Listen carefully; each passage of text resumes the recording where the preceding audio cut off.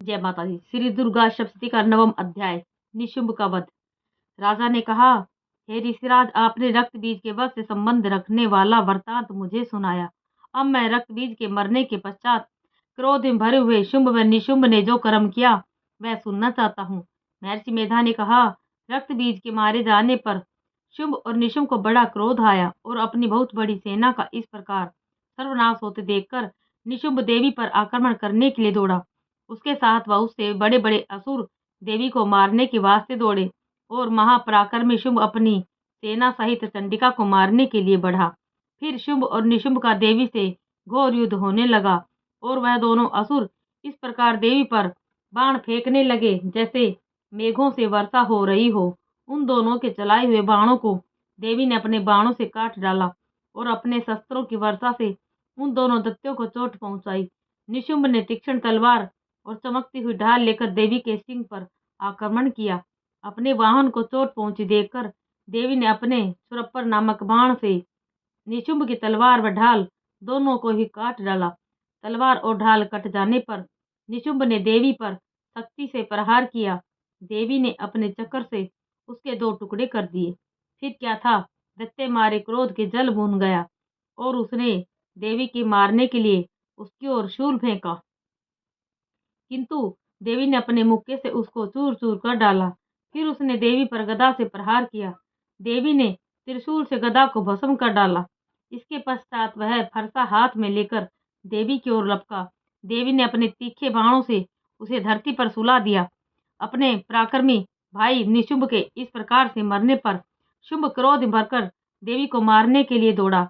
वह रथ में बैठा हुआ उत्तम आयुधों से सुशोभित अपनी 8 बड़ी बड़ी भुजाओं से सारे आकाश को ढके हुए था। शुंभ को आते देखकर देवी ने अपना शंख बजाया और धनुष के टंकार का भी अत्यंत दुस्सह शब्द किया। साथ ही अपने घंटे के शब्द से, जो कि संपूर्ण दैत्य सेना के तेज को नष्ट करने वाला था, संपूर्ण दिशाओं को व्याप्त कर दिया।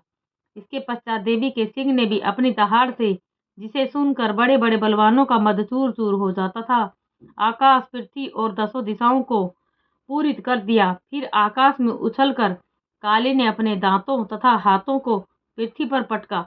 उसके ऐसा करने से ऐसा दुस्सह शब्द हुआ जिससे कि उससे पहले के सारे शब्द शांत हो गए। इसके पश्चात शिवदूती ने असुरों के लिए भय उत्पन्न करने वाला अट्टहास किया, जिसे सुनकर सब दैत्य थर्रा उठे और शुंभ को बड़ा क्रोध हुआ। फिर अंबिका ने उसे, अरे दुष्ट, खड़ा रह कहा तो आकाश से सभी देवता जय हो बोल उठे। शुंभ ने वहां आकर ज्वालाओं से युक्त एक अत्यंत भयंकर शक्ति छोड़ी, जिसे आते देखकर देवी ने अपनी मोहलका नामक शक्ति से काट डाला। हे राजन, फिर शुंभ के सिंहनाद से तीनों लोक व्याप्त हो गए और उसकी प्रतिध्वनि से ऐसा घोर शब्द हुआ जिसने इससे पहले के सब शब्दों को जीत लिया। शुंभ के छोड़े बाणों को देवी ने और देवी के छोड़े बाणों को शुंभ ने अपने बाणों से काट सैकड़ों और हजारों टुकड़ों में परिवर्तित कर दिए। इसके पश्चात जब चंडिका ने क्रोध में भरकर शुंभ को त्रिशूल से मारा तो वह मूर्छित होकर पृथ्वी पर गिर पड़ा। जब उसकी मूर्छा दूर हुई तो वह धनुष लेकर आया और अपने बाणों से उसने देवी, काली तथा सिंह को घायल कर दिया। फिर उस राक्षस ने 10,000 भुजाएं धारण करके चक्रादि आयुधों से देवी को आच्छादित कर दिया। तब भगवती दुर्गा ने कुपित होकर अपने बाणों से उन चक्रों तथा बाणों को काट डाला। यह देखकर निशुंभ हाथ में गदा लेकर चंडिका को मारने के लिए दौड़ा। उसके आते ही देवी ने तीक्ष्ण धार वाले खड़ग से उसकी गदा को काट डाला। उसने फिर त्रिशूल हाथ में ले लिया। देवताओं को दुखी करने वाले निशुंभ को त्रिशूल हाथ में लिए हुए आता देखकर चंडिका ने अपने शूल से उसकी छाती पर प्रहार किया और उसकी छाती को चीर डाला। शूल विदीर्ण हो जाने पर उसकी छाती में से एक उस जैसा ही महापराक्रमी दैत्य ठहर जा कहता हुआ निकला। उसको देखकर देवी ने बड़े जोर से ठहाका लगाया। अभी वह निकलने भी न पाया था कि उसका सिर अपनी तलवार से काट डाला। सिर के कटने के साथ ही वह पृथ्वी पर गिर पड़ा। तदंतर सिंह दहाड़ दहाड़ कर असुरों का भक्षण करने लगा और काली शिवदूती भी राक्षसों का रक्त पीने लगी। कुमारी की शक्ति से कितनी ही महादैत्य नष्ट हो गई। ब्रह्मा जी के कमंडल के जल से कितने ही असुर समाप्त हो गए। कई दैत्य माहेश्वरी के त्रिशूल से विदीर्ण होकर पृथ्वी पर गिर पड़े और कई बराही के प्रहारों से छिन्न भिन्न होकर धराशायी हो गए।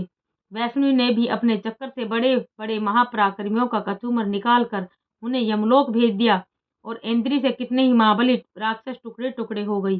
कई दैत्य मारे गए, कई भाग गए और कितने ही काली सिदूती और सिंह ने भक्षण कर लिए। जय माता दी।